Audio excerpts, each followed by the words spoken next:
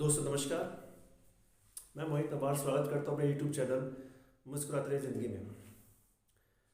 दोस्तों कैसे हैं आप सब। अपन अगर एक अवार्ड डिसाइड करें कि life time achievement award for the best strugglers और उतार चढ़ाव भरा जीवन वाला, तो अपन के यहाँ एक क्लास रहती है हमारे देश में, मिडिल क्लास। मुझे लगता है they are the best contenders. जो मिडिल क्लास होती है दोस्तों, एक ऐसी क्लास होती है कि वो पूरा जीवन निकाल देते हैं कि खुशियों का सूरज निकलेगा और हमारे यहाँ सब कुछ सही हो जाएगा। वो हमेशा हर स्ट्रेस में टिकाऊ, जिसे कहते हैं आईएसआई मार्क का, अपना झेल झेल के हो जाता है। कैसे? अगर मैं शुरुआत से बात करूँ, अगर हम अब पामिस्ट के पास भी जाते हैं तो उसका भी एक मिडिल क्लास के लिए एक टैगलाइन हो चुका है कि बच्चा, आप पे कभी पैसा जुड़ेगा नहीं और आपका कोई काम रुकेगा नहीं। तो मतलब उसको ही पता है कि कहीं ना कहीं से पैसा अरेंज होना है, और हम सैलरी जब नहीं आती 2-4 दिन लेट, तो किस तरह से हमारे जिस तरह से जैसे कहते हैं कि जो कैलकुलेशन चलती है दिमाग में, वो बहुत एक तरह से मतलब शानदार है, उसका उसे बयान नहीं किया जा सकता। बच्चा पैदा होने से शुरुआत करते हैं। जब बच्चा पैदा होता है तो शुरुआत होती है जब वो पढ़ने जाने लगता है, तो जो माँ बाप की जो एक्सपेक्टेशन है कि जो हम नहीं कर पाए हमारा बच्चा करे, तो वो जो प्रेशर है वो बच्चा पैदा मतलब होता है तो उसके पास ऑटोमेटिकली आ जाता है। बच्चा पैदा होता है, अब उसको जो हमारे जो मिडिल क्लास के जो पेरेंट्स हैं, वो अपनी जो उनका वर्क फील्ड है या फिर होम मेकर है मम्मी पापा, तो जो उनके जो ऑफिस में होता है उसका थोड़ा बहुत पार्ट अच्छा है बुरा झेलना पड़ता है। जब वो बच्चा पैदा होता है, अच्छे स्कूल में पढ़ रहा है, तो सो बोल उसको इंग्लिश सिखानी है। वो बच्चा बाहर खेल के आए, वो बोले कि कुत्ता, नहीं no no it is doggy, it is puppy. वो चप्पल, जब चप्पल बोलता है तो उसको बोलना पड़ता है स्लीपर्स, और कीवाड़ बंद कर दूँ तो क्लोज द डोर।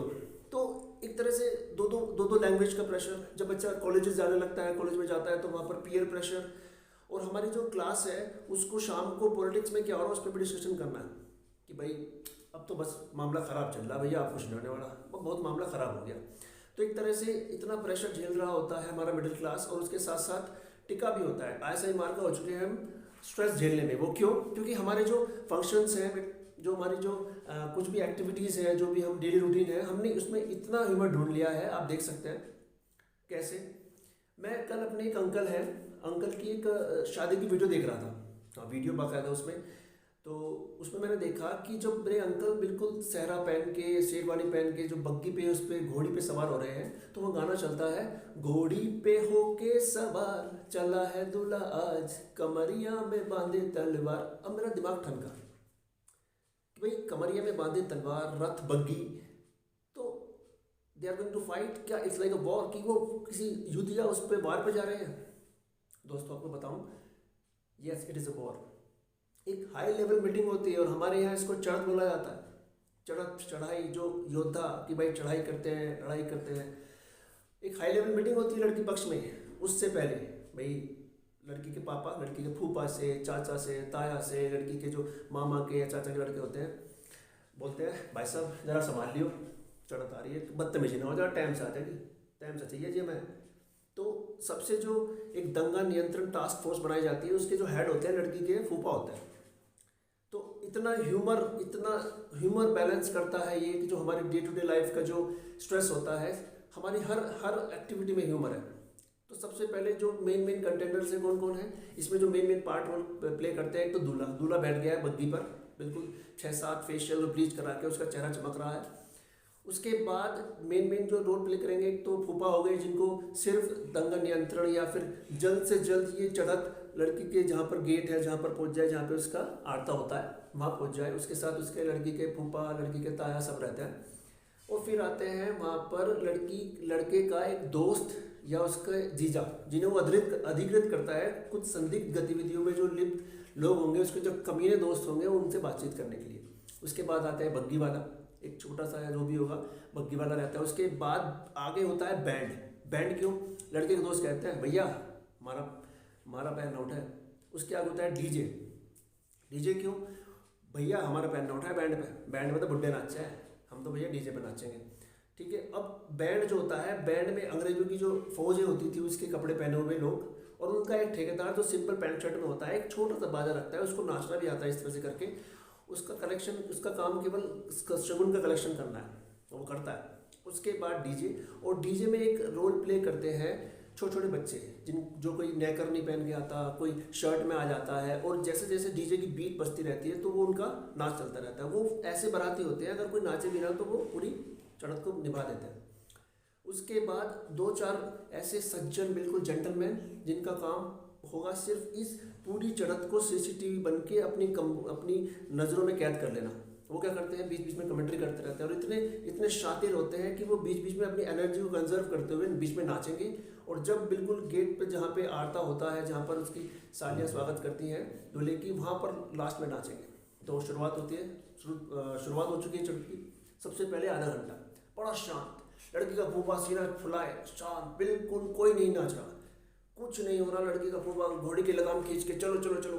500 मीटर के चढ़त के रास्ते का 60 और 70% लड़की का फूफा कवर करा देता है, बड़ा खुश।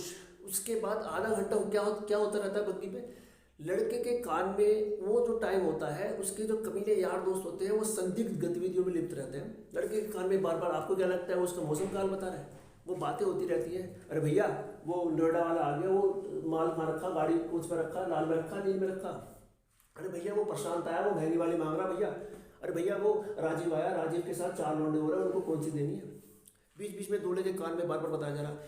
दूल्हा झल्ला जाता है, चौथी पांचवी बार आता है, अरे भैया वो राजीव तो चला गया, नहीं चला गया, गुस्सा हो चला गया, उसे मिली ना। अब दूल्हा झल्ला जाए, अरे भैया जीजा, अरे देखियो यार इन्हें लौंडों को, इन्हें देख लो भैया, मुझे शादी करनी है यार, भैया जो भी है करवा दो यार।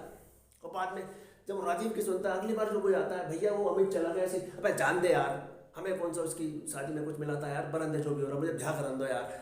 मतलब ये सब चलता रहता है। आधा पौन घंटा हो चुका है। उसके बाद जब बैंड किसके लिए अधिकृत है, चिट्टेदार सूटेड बूटेड थोड़े से वाइट दाढ़ी वाले जो सीनियर सिटीजन्स हैं, उनमें किसी की दुनाली लगी हुई, कोई सूटेड बूटेड। उसके बाद पौन घंटे बाद स्मूथ चल रही थी, पौन घंटे बाद सब आ जाता है डीजे पर, बैंड पर, ठीक। उसके बाद जो शुरू होता है, अब आते हैं बैंड पर एक बैंड पर बैठा होता है एक लंबे लंबे बालों वाला, शाहरुख खान वाले बालों वाला, एक बीच बीच में करता रहता है hello hello hello, mike testing, hello, डम डम डिगा डिगा, मौसम भीगा भीगा, और डिस्को भांगड़ा, चिलमिल सितारों का। अब वहाँ पे शुरू होता है डांस पौन घंटे बाद, उससे पहले मस्त। और अब आंखों देखा हाल, बीच बीच में लड़के के पापा लेते रहते हैं, जो फूफा है वो बताते रहते हैं, हेलो हाँ जी 200 मीटर दूर रह गई जी चढ़त आ रही है। तो ये सब चलता रहता है, वो डांस चलता है उधर। बीच बीच में जाके वो जो बैंड वाला होता है, उसमें एक बैंड वाला होता है, इसके बाद वो छन छन करने वाली होती है। उसके बाद अंकल आते हैं, अंकल वो जो सबसे अंकल एक बार नाचते हैं, उसके पास बार बार फरमाइशें आती है, उसके पास काम ये होता है, बट डम डम डिगा डिगा, मौसम भीगा भीगा। फिर उसके बाद फरमाइश जाएगी जिनमें सितारों का मौसम होगा, वो तो बदलता रहता है। उसके बाद फुल टू डांस चल रहा है, और थोड़ी देर में ये होता है जो गाने वाला होता है वो नीचे डांस करता होता है, और जो अंकल जो सबसे सूटेड बूटेड अंकल थे वो बीच में जाके बग्गी पे जाके गाना गाते रहते हैं, झिलमिल सितारों का। और एक अंकल क्या करते हैं, जो बैंड वाला जो छन छन करने वाली रहती है, एक अंकल उसको दूसरा ले जाएगा, वो उसके दूसरे ले जाएगा, उसके पीछे पीछे वो बैंड वाला, भाई साहब दे दो जरा यार, देखो यार बजा दो यार भाई, पैसे हो जाएंगे। ये सब चलता रहता है। अब उसके बाद डीजे पे जो पौन घंटा था, उसके बाद डीजे पे लोग आ चुके हैं, उसके कमीने जितने भी एक्टिविटीज़ मस्त मस्त बहके कदमों से आए हैं, और खूब वहाँ पर डांस चलने लगा है। और वो जो छोटे छोटे लड़के थे, जिनके पास किसी के पास बनियान नहीं था, किसी का नहीं था, वो भी उनके साथ नाचते रहते हैं। एक कमीना लड़का उस बच्चे को उठाता है एक को, और अपने कंधे पे अरे करता रहता है, वो कहता है भैया छोड़ दो यार, देख यार मम्मी रोल दो यार। वो फिर एक सीधा लड़का आता है, उसको बैठा देता है, डांस चलता रहता है खूब मस्त। अब पूरे शबाब पर आ चुकी है। इस वक्त सबसे ज़्यादा जो खुंदस खाता है, सबसे ज़्यादा आंखों में जिसकी लाल आँख हो जाती है, वो होता है लड़के का फूफा। अब वो कुछ नहीं कर सकता। अब क्या करता है कि वो लगाम खींचता है, उतनी कमीने दोस्त उस लगाम को पीछे ले आता है। जितना टाइम आधे से ज़्यादा लगा, जितना टाइम 300 मीटर में नहीं लगा, अब 200 मीटर में उससे दोगुना टाइम लगेगा, क्योंकि दोस्त पूरे शबाब पर आ चुके हैं। और साइड में जो दो सज्जन दोस्त थे, जो बहुत कैलकुलेटिव नाचते हैं, वो कहते रहते हैं, देख रहे वो शर्मा जी का लौंडा जब पूरी हवा पा रहा, तो कैसा नाच रहा। उनका काम सिर्फ इसको कल बताना है कि क्या क्या हुआ था, सब कुछ चल रहा है। इस बीच में एक रस्म आती है नेक की, शगुन की।